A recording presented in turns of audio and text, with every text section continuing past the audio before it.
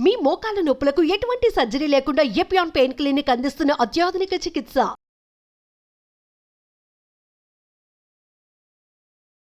Sir heart అటాక్‌లోనే pain ఇప్పుడు దాకా దానికి ఎలాంటి హార్ట్ అటాక్ రావడం గాని, పెయిన్ గాని అదేం లేదు. సడెన్‌గా పెయిన్ వచ్చింది. ఇప్పుడు మామూలుగా వీడియోలన్నీ చూసి ఇప్పుడు నాకు వస్తున్న పెయిను హార్ట్ అటాక్ పెయినే అనుకోని తనంతట తాను కన్క్లూడ్ చేసుకోవడం ఒకటి.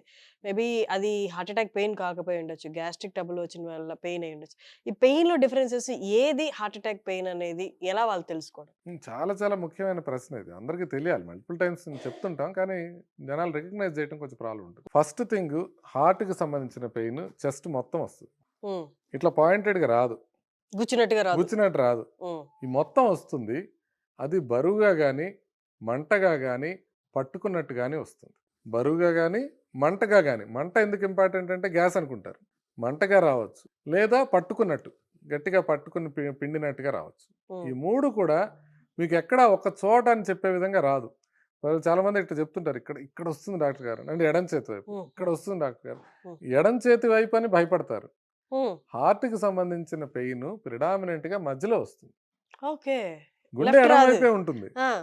కానీ హార్ట్‌కి సంబంధించిన పెయిన్ ఛాతీకి మధ్య భాగంలో వస్తుంది. ఓకే. ఎడమవైపు రావచ్చు, కుడివైపు రావచ్చు. బట్ హ్మ్. ప్రధానంగా మధ్యలో వస్తుంది. అది కూడా ఒక్క చోట చూపించలేని విధంగా ఉంటుంది. తర్వాత ఎడమ చేతికి పాకటం కానీ, బ్యాక్‌కి వెళ్ళడం కానీ జరగచ్చు. కుడి చేతికి కూడా రావచ్చు. 2 చేతులకు వస్తున్నాయంటే అది గుండెదయ్యే అవకాశం ఎక్కువ ఉంటుంది. జస్ట్ కేవలం ఎడమ చేతి వైపు రాకుండా హ్మ్. ఛాతీ మధ్య భాగంలో వచ్చి 2 చేతులు లాగుతున్నాయంటే అది హ్మ్. గుండెదయ్యే అవకాశం ఎక్కువ ఉంటుంది. హుహు. సో ఇంకొకటి ఏంటంటే మీరు చాలా మంది జస్ట్ కేవలం ఎడమ చేయి లాగితేనే కొంచెం టెన్షన్ పడుతూ ఉంటారు. హ్మ్. ఎడమ చేయి మాత్రమే కూడా గుండెకి సంబంధించిన ప్రాబ్లమ్స్లో రావచ్చు. కానీ హ్మ్. యూజువల్గా ఛాతీ నొప్పి వచ్చిన తర్వాతనే ఎడమ చేతికి లాగుతుంటుంది గుండె హ్మ్. ప్రాబ్లం వచ్చినప్పుడు. హ్మ్. కానీ అన్నిటికన్నా ముఖ్యమైన సంకేతం ఒకటి ఉంది అని అంటే ఇప్పుడు మీరు నొప్పి వస్తోంది, మీరు 2 అడుగులు వేసారు, నడిచారు, ఇంకా ఎక్కువ అయిపోతుంది. అది గుండెకి సంబంధించిన నొప్పి. ఎప్పుడైనా మీరు నడిస్తే ఈ నొప్పి ఎక్కువ అవుతుంది అని అంటే హ్మ్. అది ఇమీడియట్గా గుండెకి సంబంధించిందనే భావించాలి. హ్మ్. అది ఎడమ వచ్చిందా, కుడి వచ్చిందా, లేకపోతే పాయింటెడ్గా వచ్చిందా లేదా అని కాకుండా నడుస్తుంటే ఎక్కువ అవుతుంటే మాత్రం అది గుండెకి సంబంధించినవి. హ్మ్. ఊరికే ఇటు కదిలితే ఎక్కువ అవుతుంటే గుండెది కాదు. గాలి పీల్చుకుంటే ఎక్కువ అవుతుంటే గుండెది కాదు. నడిస్తే ఎక్కువ అవుతుందంటే గుండెది. పాయింటెడ్గా ఉంది అంటే గుండెది కాదు. డిఫ్యూజ్గా ఉందంటే గుండెది. మరీ తక్కువ టైం ఉందనుకోండి, ఒక ఫ్యూ సెకండ్స్ ఉంది, 2 సెకండ్లు గుచ్చినట్టు వస్తుంది, అది గుండెది కాదు. సో యూజువల్గా కొంత టైం ఉంటుంది గుండెకి సంబంధించి. ఇంకా కొన్నిసార్లు కొంతమందికి చెమటలు పడతాయి, హ్మ్. కొన్నిసార్లు కొంతమందికి కళ్ళు తిరుగుతాయి, కొన్నిసార్లు కొంతమందికి ఆయాసం వస్తుంది. కానీ ఇవన్నీ ప్రధానమైన లక్షణాలు కాదు. హ్మ్. ప్రధానమైన లక్షణం మీకు ఛాతీకి మధ్య భాగంలో మొదలయ్యి ఈ ఛాతీ మొత్తం ఎక్కడా ఒక చోట అని చెప్పకుండా హ్మ్. మంట కానీ, బరువుగా కానీ, పట్టుకున్నట్టుగా కానీ ఉండి నడిస్తే ఎక్కువయ్యి ఆగిపోతే తగ్గిపోతున్నది గుండెకి సంబంధించిన నొప్పి. ఇది కాకుండా ఇంకొక ఇంపార్టెంట్ థింగ్ ఏంటంటే హార్ట్‌కి సంబంధించిన నొప్పి డయాగ్నోస్ చేయడంలో ఒక ఇంపార్టెంట్ థింగ్ హార్ట్‌కి సంబంధించిన రిస్క్ ఫ్యాక్టర్స్ తెలుసుకోవడం. హ్మ్. అంటే బీపీ, షుగరు, కొలెస్ట్రాల్, ఫ్యామిలీలో హార్ట్ ప్రాబ్లం ఉండటం, స్మోకింగ్ ఉండటం, ఊబకాయం ఉండటం, నిద్రలేమి, తర్వాత ఆహారపు అలవాట్లు సరిగ్గా లేకపోవటం, ఎక్సర్సైజ్ సరిగ్గా లేకపోవటం, ఇవన్నీ గుండెకి సంబంధించిన రిస్క్ ఫ్యాక్టర్గా భావించాలి. హ్మ్. వీటిలో ప్రధానమైన రిస్క్ ఫ్యాక్టర్స్ షుగరు, స్మోకింగు. ఇవి 2 ప్రధానమైన risk factors. So risk factors ఎక్కువగా ఉన్న మనిషికి మీకు ఏమాత్రం పెయిన్ వచ్చినా సరే మనం అది గుండెది అయి ఉండొచ్చు అనేది మనం ఆలోచించాలి. హ్మ్. అదేవిధంగా రిస్క్ ఫ్యాక్టర్స్ లేవు, అన్నీ బాగానే ఉన్నాయి, ఏజ్ కూడా ఎక్కువ లేదు అన్న మనిషికి మనం నొప్పి వచ్చినప్పుడు హార్ట్ విషయంలో ప్రమాదకరం అయ్యే అవకాశం తక్కువ ఉంటుంది. So okay. మీరు గమనించాల్సింది ఏంటంటే రిస్క్ ఫ్యాక్టర్స్ ఉన్నప్పుడు కొద్దిగా నేను చెప్పినట్టుగా పద్ధతిగా రాలేదు నొప్పి, హ్మ్. అయినా కూడా మనం జాగ్రత్తగా ఉండాలి. ఇప్పుడు ఫర్ ఎగ్జాంపుల్ ఒక 20 ఏళ్ళ అమ్మాయి ఉంది, హ్మ్. లెఫ్ట్ సైడ్ చెస్ట్ కింద పెయిన్ వస్తూ ఉంది. హ్మ్. వాళ్ళ గురించి మనం ఎడం చేతి వైపు వచ్చినా మనం ఏం భయపడక్కర్లేదు. హ్మ్. అదే ఒక 60 ఏళ్ల వ్యక్తి బీపీ, షుగరు, కొలెస్ట్రాల్ ఉండి స్మోకింగ్ చేస్తాడు. ఆయనకి ఏ రకమైన నొప్పి వచ్చినా కూడా మనం ఈసీజీ తీసుకొని ఎమ్మటే చూసుకోవాలి. ఓకే. సో రిస్క్ ఫ్యాక్టర్స్ బట్టి కూడా మారుతుంది. సో ఇప్పుడు మనం నొప్పి గురించి చెప్పేటప్పుడు మీకు రిస్క్ ఫ్యాక్టర్స్ ఉన్నాయా లేదా ఇంపార్టెంట్. ఎక్కడొచ్చింది, మధ్యలో వచ్చిందా, లెఫ్ట్ సైడ్ వచ్చిందా, రైట్ సైడ్ వచ్చిందా, హ్మ్. బరువుగా ఉందా, మంటగా ఉందా, లేకపోతే గుచ్చినట్టుగా ఉందా, హ్మ్. శ్వాస తీసుకుంటున్నప్పుడు పెరుగుతుందా, తగ్గుతుందా, నడిస్తే పెరుగుతుందా, తగ్గుతుందా, ఎడం చేతికి కానీ వెనక్కి కానీ వస్తుందా లేదా, హ్మ్. స్వెటింగ్ కానీ ఇట్లాంటివి ఏమైనా వస్తున్నాయా లేదా, ఇవన్నీ చూసుకొని దాన్ని బట్టి చెప్పాల్సిన అవసరం. సో అందుకని మీరు యాజ్ ఒక లే పర్సన్ ఇవన్నీ మీరు క్రోడీకరించుకోవడం కష్టం కాబట్టి సింపుల్గా ఒకటే, మొత్తం ఛాతి మొత్తం బరువుగా కానీ నొప్పిగా కానీ పట్టుకున్నట్టుగా కానీ ఉండి నడిస్తే ఎక్కువ అవుతుంటే మాత్రం అది ఇమీడియట్గా మనం హార్ట్దని భావించాలి. ఓకే సార్, ఈ మధ్య కాలంలో ఒక తెలియకుండా ఒక అపోహ క్రియేట్ అయింది. ఇది అపోహ కాదు, మీరే చెప్పాలి. డైట్ అంతా బాగానే ఉంది, రెగ్యులర్గా డైట్ తీసుకుంటున్నాను, మంచి డైట్ తీసుకుంటున్నాను, ఫిట్గా ఉన్నాను. Too much of working out hours ఎక్కువ ఉండడం వల్ల కూడా హార్ట్ అటాక్ వస్తుంది. అంటే నేను ఎక్కువ వర్కౌట్ చేసినా హార్ట్ అటాక్ వచ్చేస్తుందేమో అని చెప్పి జిమ్ అవర్స్ తగ్గించడం. అంటే ఇది నిజంగా జరుగుతుందా? ఎక్కువ వర్కౌట్ చేస్తే హార్ట్ ప్రాబ్లమ్స్ వస్తాయా? అంటే ఎక్కువ అనే మాటని డిఫైన్ చేస్తే మనం అప్పుడు దీన్ని డిఫైన్ చేయగలుగుతాం. ఓకే. ఖచ్చితంగా మరీ ఎక్కువ చేయడం అనేది గుండెకి మంచిది కాదు. కాకపోతే ఎంతకన్నా ఎక్కువ చేస్తే మంచిది కాదు అనేది మనం ఒకటి గమనించాలి. వారానికి 10 గంటల కన్నా ఎక్కువ మీరు ఎక్సర్సైజెస్ చేస్తున్నట్లయితే అది అంత మంచిది కాదు. యాక్చువల్లీ ఏమవుతుంది సార్ గుండెలో ఏమవుతుంది? ఎందుకని హార్ట్ కి మంచిది కాదు? అంటే ఎక్కువగా యాక్టివ్ ఉండడం అనేది హార్ట్ కి మంచిదే అంటారు. మంచిదే కదా. ఒక లెవెల్ దాటి మనం చేసినప్పుడు ఏమవుతుందంటే హార్ట్ మజిల్ హైపర్ట్రోఫీ అవుతుంది. మీరు ఎక్కువగా కొట్టిస్తున్నారు హార్ట్ ని, మీరు బాగా ఎక్సర్సైజ్ చేస్తే బైసెప్స్ ఎట్లా పెరుగుతుందో హార్ట్ కండరం కూడా అట్లా గట్టిగా పెద్దదైపోతుంది. దీన్ని ఎల్వి హైపర్ట్రోఫీ అంటారు. అట్లా ఉన్న వాళ్ళకి కొన్నిసార్లు ప్రాబ్లమ్స్ వచ్చే అవకాశం ఉంటుంది. అందుకని అపరిమితంగా చేయకూడదు ఎక్సర్సైజ్, పరిమితంగానే చేయాలి. అట్లని మీరు ప్రాబ్లం ఎక్కడొస్తుందంటే ఈ మాట చెప్తే రోజుకి గంట కూడా చేయకుండా అరగంట చేసే వాళ్ళు కూడా అమ్మ మనం చాలా ఎక్కువ చేస్తున్నామేమో అని చెప్పి వాళ్ళు 5 నిమిషాలు 10 నిమిషాలకి ఆపేస్తున్నారు. కాబట్టి రోజుకి గంట చేస్తే మీరు వారానికి 7 గంటలు చేస్తున్నారండి. గంట చేస్తే రోజుకి 10 గంటల లోపల చేస్తే ఏం పర్వాలేదు, వారానికి 10 గంటల లోపల చేస్తే ఏం పర్లేదని నేను చెప్తున్నా. వారానికి 10 గంటలు దాటి చేస్తుంటే మీరు తగ్గించుకోండి. అంటే వారానికి 10 గంటలు దాటి అంటే రోజు గంటన్నర పైన చేస్తున్నారు, అది కూడా విగరస్గా చేస్తున్నారు. అంటే ఇంకొకటి కూడా గమనించాల్సింది ఏంటంటే, నేను జిమ్కి రెగ్యులర్గా వెళ్తా కాబట్టి ఒక విషయం గమనించేది ఏంటంటే, గంట సేపు జిమ్లో ఉంటే గంట సేపు ఎక్సర్సైజ్ చేసినట్టు కాదు. జిమ్ దగ్గర వాటర్ క్యాన్ ఉంటే ఆ వాటర్ క్యాన్ దగ్గర స్పెండ్ చేసే టైం అంతా ఎక్సర్సైజ్ చేసినట్టు కాదు. మనం మొత్తం ప్రపంచ వ్యవహారాలన్నీ డిస్కస్ చేసేదంతా జిమ్ చేసినట్టు కాదు.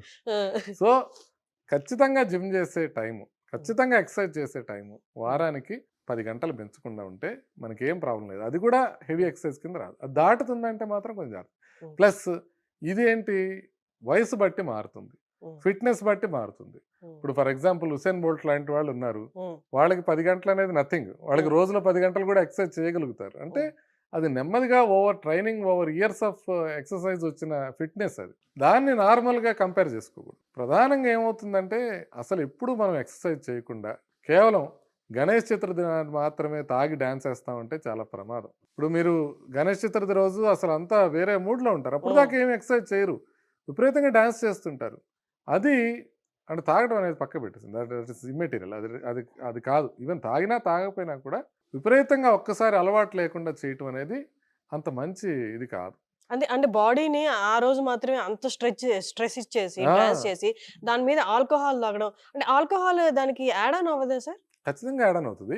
కాకపోతే అదొక మనం ఒక పూజా కార్యక్రమంగా భావిస్తాం కాబట్టి అందుకని అది మనం తీసుకొని చేసినా తీసుకోకుండా చేసినా అలవాటు లేకుండా ఒక్కసారిగా ఎక్కువ ఎక్సర్సైజ్ చేయటం అనేది ప్రమాదం అని చెప్పడం నా ఉద్దేశం.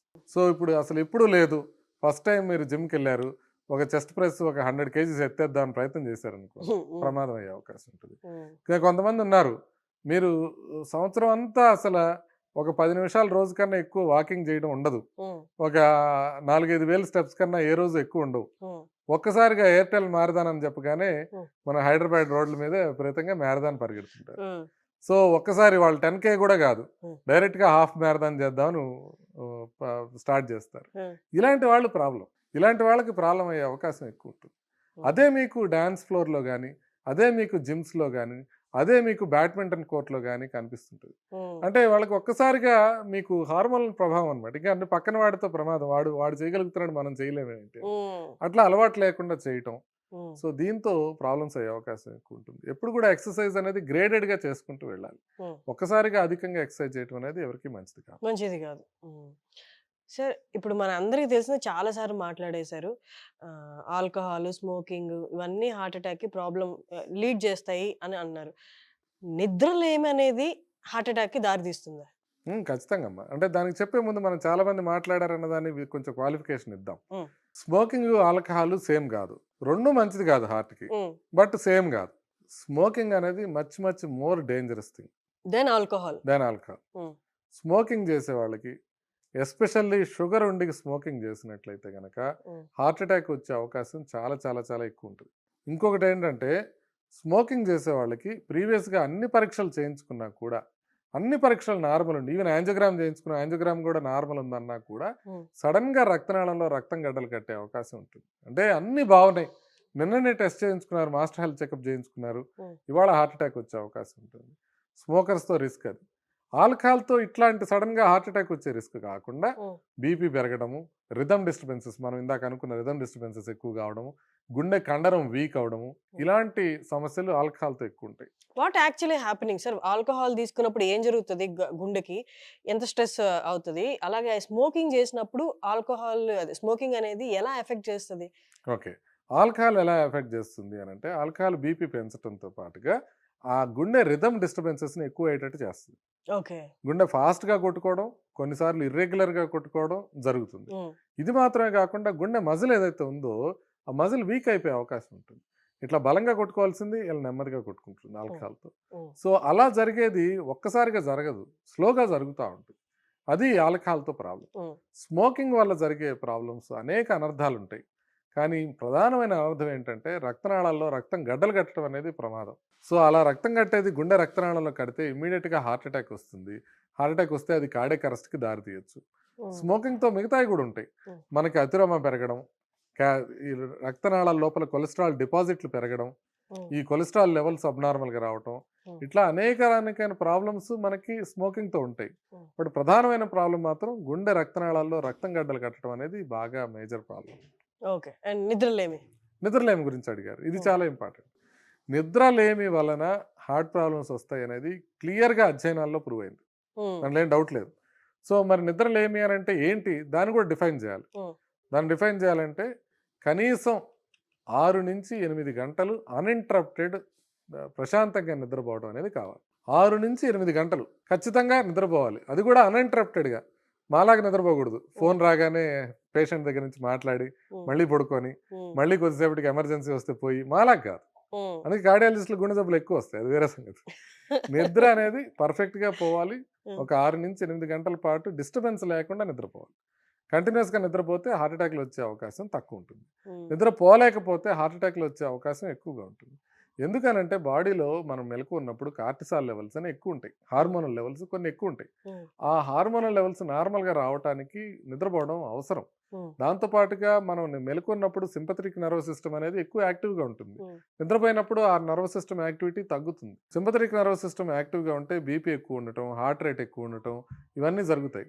అందుకే మీరు నిద్రపోయినప్పుడు బీపీ లెవెల్స్ తక్కువ ఉంటాయి. మీరు అంబులేటరీ బీపీ మానిటరింగ్ అని 24 గంటలు బీపీ మానిటర్ చేస్తాం. బీపీ మానిటర్ చేస్తే నిద్ర మెలకు ఉన్నప్పుడు నార్మల్ వాల్యూస్ 135/85 కన్నా తక్కువ ఉండాలి. నిద్రపోతున్నప్పుడు 120/70 కన్నా తక్కువ ఉండాలి బీపీ, అవి నార్మల్ వాల్యూస్. సో అట్లాగే హార్ట్ రేట్ కూడా మీకు చివరికి 50 కన్నా తగ్గిపోయినా కూడా హార్ట్ రేట్ నిద్రపోతున్నప్పుడు ఏం ప్రాబ్లం ఉండదు. సో అందుకని బాడీ ఒక పూర్తిగా రిలాక్స్డ్ స్టేట్లోకి వెళుతుంది. అలా ప్రతిరోజు రిలాక్స్డ్ స్టేట్లోకి వెళ్ళటం అన్ని ఆర్గన్స్తో పాటు హార్ట్కి కూడా అవసరం. సో అందువలన ఇది థియరీ అనుకోండి, నిజంగా కూడా స్టడీస్లో ప్రూవ్ అయింది. నిద్ర తక్కువ పోతున్నారు, 6 గంటల కన్నా తక్కువ పోతున్న వాళ్ళకి హార్ట్ అటాక్లు ఎక్కువ వస్తున్నాయి. ఇక్కడ ఇంకొకటి కూడా ఉంది, మళ్ళీ 9 గంటల కన్నా ఎక్కువ నిద్రపోయే వాళ్ళకి హార్ట్ అటాక్లు పెరుగుతాయి. ఇప్పుడు 6 గంటల కన్నా తక్కువ ఉన్న వాళ్ళకి హార్ట్ అటాక్లు పెరిగినట్టే 9 గంటల కన్నా ఎక్కువ నిద్రపోయే వాళ్ళకి హార్ట్ అటాక్లు మళ్ళీ ఎక్కువ వస్తాయి. రీజన్ ఏంటంటే ఇక లేజీ అయిపోయారు, వీళ్ళకి ఎక్సర్సైజ్ ఉండదు, వీళ్ళు ఆహారం అధికంగా తింటారు, నిద్రపోయే వాళ్ళకి స్లీప్ యాప్నియా అలాంటి సమస్యలు వస్తాయి. సో అందువల్ల ఎక్కువగా నిద్రపోయినా ప్రాబ్లమే, తక్కువగా నిద్రపోయినా ప్రాబ్లమే. ఐడియల్ థింగ్ 6 నుంచి 8 అవర్స్ నిద్రపోవటం. అది కూడా తక్కువ ఏజ్లో ఉండేవాళ్ళు కొంచెం ఎక్కువ నిద్రపోతారు. పిల్లలు ఉన్నారనుకోండి ఆల్మోస్ట్ 10 గంటల దాకా నిద్రపోవచ్చు. ఒకవేళ యుక్త వయసు దాటిన తర్వాత మనం ఇలా తీసుకోవాల్సి ఉంటుంది నిద్ర సంగతి. ఫుడ్ తర్వాత మధ్యాహ్నం లంచ్ తర్వాత నాప్ అనేది కంపల్సరీయా సార్? అది హార్ట్ అటాక్ తగ్గిస్తుందా, పెంచుతుందా? ఇది సీస్టా అంటారు అనమాట, అంటే తినేసి ఒక కొద్దిసేపు నిద్రపోవడం, పవర్ న్యాప్ అంటారు. పవర్ న్యాప్ వల్ల యాక్చువల్లీ కొన్ని బెనిఫిట్స్ ఉంటాయి, ఈవెన్ హార్ట్కి కూడా బెనిఫిట్స్ ఉంటాయి. కాకపోతే ఆ పవర్ న్యాప్ అనేది ఒక 1/2 అవర్ ఇట్లా ఉండాలి. అన్నం బరీగా తినేసి 2-3 గంటలు నిద్రపోతే మాత్రం ప్రమాదం మళ్ళీ ఎక్కువయ్యే అవకాశం ఉంటుంది. అవును. మధ్యాహ్నం లంచ్ చేసి ఒక 2-3 గంటలు నిద్రపోయారు చూసారా, ఆ! వాళ్ళతో ప్రాబ్లం ఎక్కువ ఉంటుంది. Heart attack. వాళ్ళకి హార్ట్ అటాక్స్ పెరిగే అవకాశం ఉంటుంది. హ్మ్. బట్ సీస్టా ఇప్పుడు మీరు బాగా వర్కింగ్ ఉమెన్, మీరు బాగా పని చేస్తున్నారు, మధ్యలో బాగా టైర్ అయిపోయి ఒక అరగంట నిద్రపోయి మళ్ళీ లేచి మీ పని మీరు చేసుకుంటున్నారు. హ్మ్. అప్పుడు మొత్తం మైండ్ ఫ్రెష్గా ఉండటం, బాడీ ఫ్రెష్గానే ఉండటం కాకుండా హ్మ్. హార్ట్ అటాక్ వచ్చే అవకాశం కూడా తగ్గుతుంది. ఓకే. సో మేబీ అందుకని అందుకే అట్లా అందరికీ చేయడానికి కుదరదు. మధ్యాహ్నం యాహ్! నిద్రపోవడానికి నాకు ఎట్లా కుదరదు. అన్నం తినడానికి కష్టం మీద టైం దొరుకుతుంది. సో అందుకని మధ్యాహ్నం నిద్రపోయగలిగితే హ్మ్. మీకు మీ ప్రొఫెషన్లో అది పాసిబుల్ అయితే ఒక అరగంట మీరు నిద్రపోగలిగితే అది మంచిదే. కాకపోతే మరీ ఎక్కువ నిద్రపోయి చాలామంది కొంచెం వింతగా కంప్లైంట్ చేస్తుంటారు. హ్మ్. అస్సలు నిద్ర పట్టట్లేదు డాక్టర్ గారు అంటారు. మధ్యాహ్నం 3 గంటలు నిద్రపోయి. మధ్యాహ్నం 3 గంటలు రాత్రి నిద్ర పట్టదు కదా, దానికోసం మళ్ళీ టాబ్లెట్ వేసుకోవడం అమ్మో! అది అవసరం. మధ్యాహ్నం నిద్రపోకపోతే అది రాత్రి నిద్ర పట్టదనే విషయం గమనించాలి. అందుకని రాత్రి క్లియర్గా నిద్రపోగలిగాం. హ్మ్. ఇంకొక నిద్ర విషయానికి వచ్చినప్పుడు ఇంకొక ఇది కూడా ఉంది. సరే. సర్కేడియన్ రిథమ్ అనేది చాలా ఇంపార్టెంట్. హ్మ్. అంటే సర్కేడియన్ రిథమ్ అంటే బాడీకి ఒక రిథమ్ ఉంటుంది. హ్యూమన్ బాడీకి రిథమ్ ఎట్లా ఉంటుందంటే సూర్యుడితో పాటు మనం మెలకువ ఉండటం, సూర్యాస్తమయం తర్వాత నిద్రపోవడం. హ్మ్. ఇది బాడీకి తరతరాల నుంచి, మిలియన్స్ ఆఫ్ ఇయర్స్ నుంచి మనకు అలవాటైన షెడ్యూల్ ఇది. హ్మ్. సో ఇప్పుడు ఏమైపోతుందంటే పిల్లలు ఏం చేస్తున్నారంటే మార్నింగ్ అంతా నిద్రపోతారు, నైట్ అంతా మెలకుంటారు. రివర్స్లో చేస్తుంటారు. పిల్లలే కాదు, కొంతమంది సాఫ్ట్వేర్ ఎంప్లాయీస్కి జాబ్ పరంగా కూడా ఇది అలవాటు అవసరం పడుతుంది. హ్మ్. ఇలా అవడం ప్రమాదం. దీనివల్ల బీపీ పెరిగే అవకాశం కానీ, దీనివల్ల షుగర్ పెరిగే అవకాశం కానీ, దీనివల్ల హార్ట్ ప్రాబ్లమ్స్ పెరిగే అవకాశం కానీ ఉంటుంది. న్యూ నార్మల్ అయిపోయింది సార్. జెన్‌జీ పిల్లలందరూ న్యూ 2 నార్మల్ దాకా నిద్ర పట్టదు, నిద్రపోవటం. నిద్రపోరు దానివల్ల అంటారు. మనకి ఇదే మనం చూస్తుంది. హ్మ్. హార్ట్ అటాక్స్ పెరగడం మనం ఒక పక్క చూస్తున్నాం, ఆశ్చర్యపోతున్నాం. హ్మ్. ఇలా పోకూడదని తెలుసు. మీరు ఒక్క ప్రశ్న అడిగితే మీరు హార్ట్ అటాక్లు ఎక్కువ అవడానికి కారణం ఏంటి ఇవాళ అని హ్మ్. ఒక ప్రశ్న ఒకటే లైన్లో సమాధానం చెప్పండి అంటే, ప్రజలు తమకు తెలిసిన మంచి జీవన ప్రమాణాలని పాటించకపోవడమే మంచి మేజర్ కారణం. హ్మ్. తెలుసు అందరికీ కూల్ డ్రింకులు తాగకూడదని, హ్మ్. తెలుసు అందరికీ ఉమ్మడిగా బిర్యానీలు తినకూడదని, అందరికీ తెలుసు నిద్ర సరిగ్గా పోవాలని, రోజు ఎక్సర్సైజ్ చేయాలని, హ్మ్. అందరికీ తెలుసు రెగ్యులర్గా చెకప్ చేయించుకోవాలి, ఏదైనా ప్రాబ్లం ఉంటే టాబ్లెట్లు వాడాలని, హ్మ్. అందరికీ తెలుసు బరువు ఎక్కువ పెట్టుకోకూడదని, అందరికీ తెలుసు రోజు ఎక్సర్సైజ్ చేయాలని, ఏమి చేయరు. అది సమస్య. అంటే తెలిసిన విషయాల్ని పాటించకుండా మళ్ళీ యూట్యూబ్ ఛానల్లో ఈ పని చేయండి మీ గుండె ఉక్కులా మారుతుంది అంటే ఒక 4 లక్షల మంది చూస్తారు, ఏదో ఉందేమో, యాహ్! ఏదో మనకు చూడాల్సింది ఉందేమో అని. ఆ! కానీ మీకు తెలుసు ఏం కావాలో, మీకు తెలిసినవి చేయండి అంటే చేయడానికి ఎవరికి ఇష్టం ఉండదు. మీరు హ్మ్. డిన్నర్కి వెళ్ళారండి, పెళ్ళిలో డిన్నర్కి వెళ్ళారు, ఎక్కడ ఎక్కువ బిజీగా ఉంటుంది, డెజర్ట్ సెక్షన్ దగ్గర బిజీగా ఉంటుంది. హ్మ్. హ్మ్. మీరు అక్కడ పోయినప్పుడు అందరికీ తెలుసు డెజర్ట్స్లో ఉండేది హై క్యాలరీ ఫుడ్ అని, అందరూ అక్కడే హ్మ్. తింటుంటారు. అవును. మీరు మీరు రోడ్డు మీద వెళ్తా ఉంటారు, హ్మ్. సడన్గా రోడ్డు మీద ఒక షాప్ దగ్గర ఎక్కువ మంది మనుషులు కనపడ్డారు అనుకోండి, హ్మ్. ఏమై ఉంటుంది ఆ షాపు? వైన్ షాప్ ఉంటుంది. 100% కరెక్టే. మీరు చూడొద్దు, ఆ! తలదిప్పి చూడొద్దు. అక్కడ బాలాజీ వైన్స్ అని ఉంటుంది, మీరు తలదిప్పి చూడొద్దు. 6:30 తర్వాత బిజీగా ఉన్న షాపులు అదే కదా సార్. అంతే, మీరు రోడ్డు మీద వెళ్తున్నారు, మీకు రోడ్డు మీద గుంపు కనపడింది అని అంటే హ్మ్. అక్కడ పక్కన వైన్ షాప్ ఉందని అర్థం. తిప్పాల్సిన మీకు అవసరం కూడా లేదు తలట్టు. మీకు బాగా బ్రైట్ ఈటరీస్ ఏమైనా కనపడ్డాయి అంటే హ్మ్. అక్కడ బిర్యానీలు బాగా అవుతున్నాయి అని అర్థం. మీరు రోడ్డు మీద వెళ్తుంటే పక్కన షాగ్ హౌస్ బిర్యానీ ఎక్కడ దొరుకుతుంది మీరు చెప్పొచ్చు, తలకాయ తిప్పక్కర్లేదు, అక్కడ జనాభా అట్లా ఉంటుంది. సో అందుకని ప్రజలు ఎట్లా అంటే మీరు జిమ్ ఎక్కడుందంటే మీరు ఎతకాలి, హ్మ్. మీరు పార్క్ ఎక్కడుందంటే అది ఎతకాలి. బట్ ఇలా మనకి జీవన ప్రమాణాల్లో మనకి తెలిసిన విషయాల్ని మనం సరిగ్గా పాటించకపోవటం వల్ల హార్ట్ అటాక్లు. అంతే, ఇంకేం లేదు, అన్నీ తెలుసు మనకి. ఇప్పుడు చెప్పినవి అన్నీ ప్రజలందరికీ తెలుసు. హ్మ్. బట్ వాటిని పాటించడానికి వచ్చేటప్పుడు చిన్న చిన్న విషయాలే కదా. హ్మ్. ఒక్క కూల్ డ్రింక్ తాగితే ఏమైపోద్ది, ఒక్క హ్మ్. స్వీట్ తింటే ఏమైపోతుంది, ఏమైపోద్ది? అది అది అది నార్మలైజ్ చేసేసారు సార్. నార్మలైజ్ ఒక అయిపోయింది, స్వీట్ ఏం కాదు, తినొచ్చు. తినచ్చు. హ్మ్. అట్లా నార్మలైజ్ అయిపోయింది. అట్లా మనకి ఒక అపరిచితుడిలాగా ఒకళ్ళు వచ్చి ఒక స్వీట్ తీసుకున్నా కూడా ఒక కొరడా దెబ్బ కొడతానంటే అందరూ వింటారు. అలా ఒక అలా స్వీట్. మన జీవన ప్రమాణాలని మనం మెయింటైన్ చేయాలి. యాహ్! చేయగలిగినప్పుడే అది వస్తుంది. సరే, ఇంకొకటి చాలా మంది అన్నారు, కొన్ని కేసెస్ కూడా మీరు నేను చూసాను, మీరు చెప్పాలి.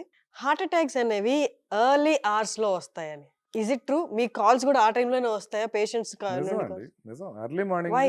హార్ట్ అటాక్స్ ఎక్కువ వస్తాయి. ఎందుకంటే మనం ఇందాక అనుకున్నాం కదా, నిద్రపోయేటప్పుడు ఈ కౌంటర్ రెగ్యులేటరీ హార్మోన్స్ అన్నీ తగ్గి ఉంటాయి. ఎప్పుడైతే మనం నిద్ర లేవగానే ఇమీడియట్గా లేచే టైంలో ఎప్పుడైతే ఉంటుందో ఈ హార్మోన్స్ మార్పు జరుగుతూ ఉంటుంది. ఆ టైంలో బీపీ పెరగడం కానివ్వండి, హార్ట్ రేట్ పెరగడం కానీ జరుగుతుంటుంది. అందుకని ఆ హార్మోనల్ ఇంబ్యాలెన్స్ వలన ఎర్లీ మార్నింగ్ హార్ట్ అటాక్స్ ఎక్కువ వస్తాయి. సో అది వరల్డ్ వైడ్ రికగ్నైజ్ చేసిన ఫినామినా. అంటే ఎర్లీ మార్నింగ్ అంటే బిట్వీన్ 4 నుంచి ఒక 6-7 లోపల ఈ టైంలో ఎక్కువ వస్తుంది. సో అందుకని మనకి నిద్రలో మనం ఆ టైంలో ఉన్నా కూడా ఇక బాడీ లేవడానికి రెడీ అవుతూ ఉంటుంది. అప్పుడు హార్మోన్ లెవెల్స్ ఆటోమేటిక్గా మారుతుంటాయి. అందుకని ఆ టైంలో ఎక్కువ వస్తాయి. అది కామన్గా జరిగే విషయం.